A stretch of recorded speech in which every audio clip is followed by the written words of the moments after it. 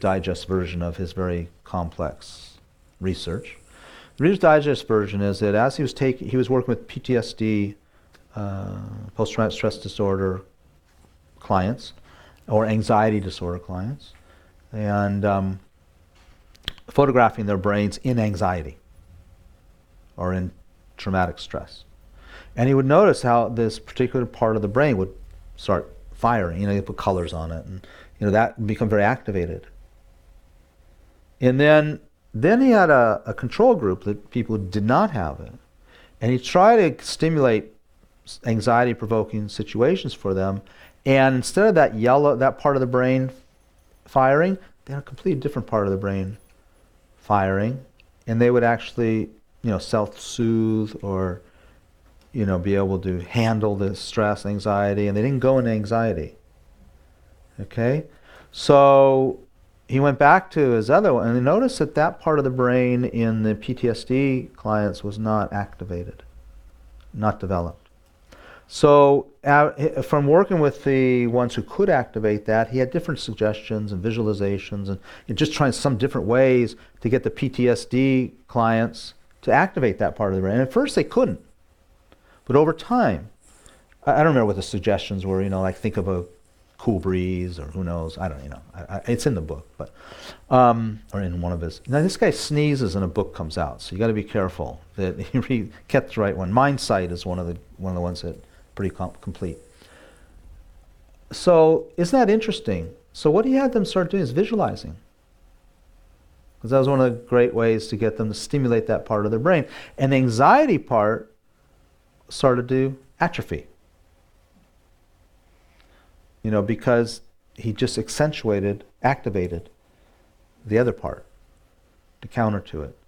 And then they learned new ways not to stimulate that part, because he could still stimulate, you could do both in theory. But then so I think that's fascinating. So you see, then you come into Buddhist mind training, and you talk about visualization, and you talk about these different meditative techniques, and now you see why they work.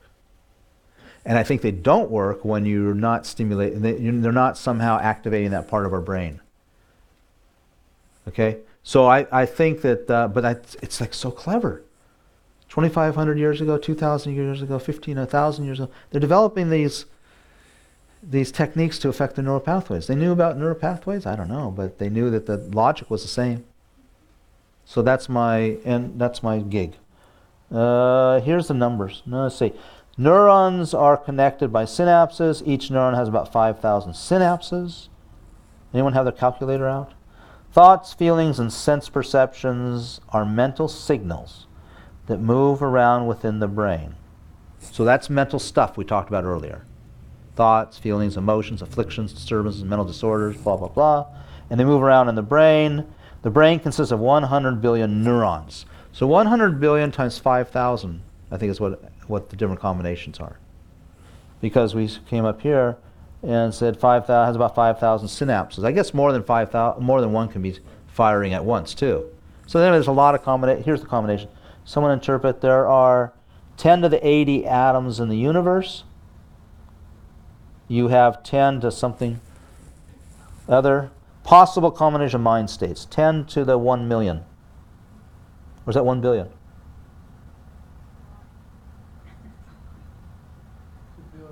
It's a billion. 10 to 1 billion possible combinations of mind states. Isn't that fantastic? Okay, I think that's just about it. Oh, I don't know. The weight of the body, the weight it weighs 2% of your body, but uses 11% of your glucose and oxygen. So the brain's important. Okay, so that's it for today. And is there anything particular? So instead of 2 sessions tomorrow, we just had the one in the afternoon. Is anyone any requests from me to make sure I cover tomorrow afternoon? Yes, Susan.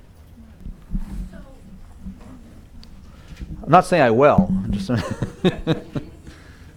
What will this look like if we're doing it right? Which is it? Everything you're talking about, which is, we're covering how we're doing all of this wrong. what does it look like? I mean, not just who is doing it right, Lama Yeshe, Lama Zopa, Rinpoche, but for us, what would that look like?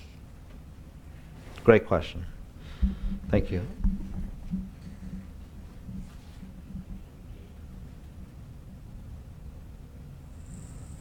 So there's stages. And even these stages are described in the text. And there's also different ways of, like, there's different models of the stages. We could talk from probably at least several, you know. One stage we could talk what it looks like, you know, you could take from the traditional teachings like the Lam Rim, and you know, you go through those stages. That's not the one I would say is the most tangible. So,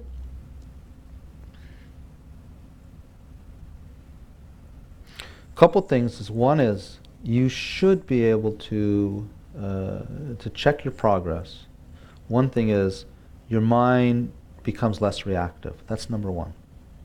All the way from beginning to end. So the beginning stage of less reactivity you already know. It's things like when you, what's the ham sandwich thing, whatever, right?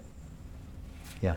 So that's the early stages. The mind becomes more controlled. Okay, that's first. And then as it becomes more controlled, it becomes more focused. Focused on what? Okay, so focus on what means it becomes focused and aware. Okay, what we do at this next stage is you can become, in your daily life, you can actually become more and more and more aware of the events that are arising. Do you know what I mean? Events are arising is in terms of your mental states change throughout the day, don't they? As you are in your development, so that's the next, probably that third stage, is you develop an mindfulness. This is really mindfulness. You become much more mindful and less reactive. So you still have, you know, I want that Starbucks coffee. I want that ham sandwich. You still have that. But what's happened is the reactivity is being softened. Make sense? So then also, as a side benefit, you become less emotional. And I'm talking about emotional in a negative sense, you know, less angry. Now, anger and all these emotions, I want to, at this stage, they're not stopping because of the earlier stages. You say, don't get angry. You know, don't, you know, someone. I always end up in the slow line at the grocery store, and I switch, and then it's the slower line. I don't know what it is. You too? God, I think there's something wrong with me. But anyway, so you know that. So initially, you're like, okay, I got to be a good practitioner. I'll be patient. So that's prescriptions. That's good. But then what happens is, through your meditation, you begin to realize that reactivity is unhappiness. Just like we talked about earlier, it's uncomfortable. So now when I'm in the grocery line, it's not that I want to be patient because it's a good thing to do. It's because it is actually a better state of mind. So it's not contrived patience. What it is I notice the impatience coming up. I don't hook onto it. I don't cling to it. And it arises and it subsides. Now the ideal state for Lama Zopa, that thing doesn't even come up anymore. That's advanced. So this stage that I'm talking about, it's a very, it's advanced for us. Meaning, what I mean to say is, you if you're not there already, you will get there if you continue, you know, trying. And then that stage we stay in quite a while because it becomes more and more subtle. So now you're pretty good in the slow line. It doesn't even happen, you know, where you're getting impatient, right? But also you start noticing that as you're driving to the supermarket, you get you notice your excitement or your agitation. You would never thought of that before. And you think, you know, that's because, so what happens is long before now, we're in the early stages, it's reactivity.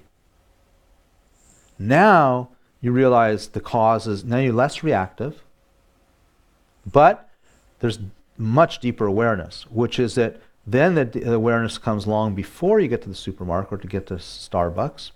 Still, this is pretty, right? Then what happens next is the reason you don't get reactive, the reason you don't get impatient is now is due to wisdom. So your wisdom is increasing at the same time your focus is increasing. Do you understand? Everything I said up to now is about focus, awareness. But coupled with that, to speed that up, is you start seeing things like, you start to get, for example, let's jump to the actual remedy. The idea of emptiness in reality becomes more and more tangible. It really is a real thing. So then you when you're driving to the store, you're standing in line, and now when you start getting in, you notice the impatience because your awareness is increased through concentration, through your meditation session. But then what starts happening is it gives you space. And you have a lot more space, and everything else becomes more spacious. And then in that space, you then can apply your wisdom. So you can actually begin to see, not just as a mental, well, in the beginning it's mental gymnastics, but then it becomes more and more spontaneous, and you see the emptiness of the situation. Let's just say that. You understand emptiness, and you understand, emptiness in this sense, we'll say, as interdependence. When you get impatient in the slow line, it's because we see it as existing out there, which is ignorance. It doesn't exist out there. There's a whole mental component to it, isn't there? To see it as it really is includes all the mental interaction. That's interdependence. Am I getting too advanced? Or a little bit. Point is, awareness alone is not enough. And your awareness will deepen, deepen, deepen. Some people practices, that's all they do. They think that's the spirit, that's the whole thing. More and more awareness. I don't think that that's what we're about. Yes, more awareness, then coupled with understanding. We'll say wisdom. Does that make sense? So you're doing both of these. The method is awareness. And there's no level to how much, you become more and more aware. And then coupled with wisdom or understanding, knowledge. Okay? And that wisdom also is gradual. We can start off, for example, it's a long answer, sorry. It was too long. Maybe start off with, this is actually true, what happens for the practitioner is first they know about emptiness and interdependence, but maybe what gets stimulated in their mind is they can begin to see the impermanence, the movement. Okay? Start with that. But that's quite advanced. But that will happen. So when things are moving, when we really see them moving, we don't see them moving. When you see them moving, where's the problem in the slow line? You can't find it, can you? It's moving. What you going to grasp onto? How do you grasp onto smoke? All that's happening for us is really more like smoke than solid. So it's your awareness. So slowly in your meditation practice, quiet the mind, get it to still down, get it to slow down, get it to be quiet. Take that out into the world, and then just begin to first accept that, less reactivity, then start asking yourself, when you're out there, maybe for a moment I can see it, that things are moving like smoke, What would it be like when you're behind a slow driver in the fast lane, if it's nothing but smoke? Can you imagine? It'd be pretty awesome, huh? I have to do that with Kadampa when we go home. Or am I going with you guys? Is that helpful? I mean, of course, this is a big topic, what you're saying. Okay. So focus increases, and along with focus, you want to have your understanding and perception increase. Just focus alone, there's a lot of spiritual practices that just talk about that. We're not about just that, because people ask Rinpoche, what do you think about mindfulness? What's his response? Pickpockets have to have mindfulness. That might be one of them. He'll say mindfulness of what? Sure, pickpockets and assassins and snipers are highly mindful, highly aware, super aware. Okay, it's not enough. So that discriminating, remember, we're talking about discriminating, recollecting, and focus. Just start practicing. That will happen in your as you develop in your practice, out in the world, and in your practice. You really will get that. And you can't, when you're standing in the grocery line, it'll activate. Just keep at that. And that's like, if we have that, we're much happier than just the guy standing next to us. Not as a value judgment, it just is. It's a quality of being that's much more content. Okay? Yeah. See you, I hope to see you tomorrow. I'm not sure which you I'll be seeing tomorrow. I'm not sure which me will be seeing which you. Okay, thank you very, very much. Oh, let's think for a minute. So I'll just take 1 second. No, not 1 second. 30 seconds. First is just to feel a sense of gratitude. How fantastic really it is that we're here together. And that, being here together is not just it, but the qualities we each have as a human being to be in this room together, I think almost can't beat it. There's almost nothing better. And to take that sense of quality, that gratitude, and just for a moment from your heart, just radiate it out to all the living beings, all of them, who can't, like just think all the barnacles in the ocean. They can't be here.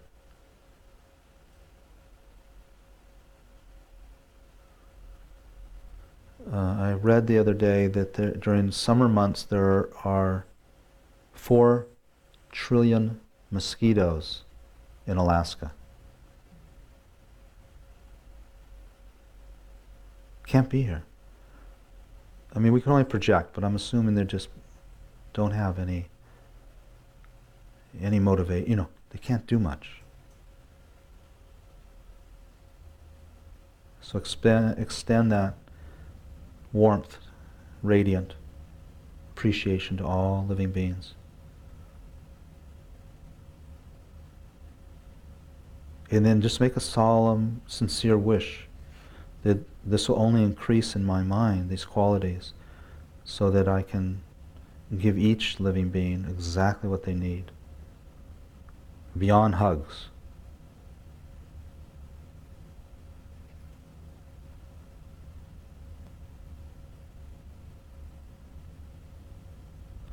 And last, I will continue developing the quality of my mind until it's fully awakened. I'll be benefited from that, and mostly, then I'll be able to benefit others.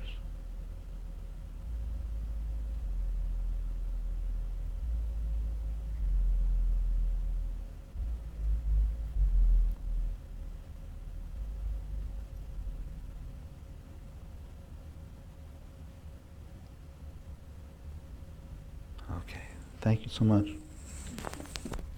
I appreciate it.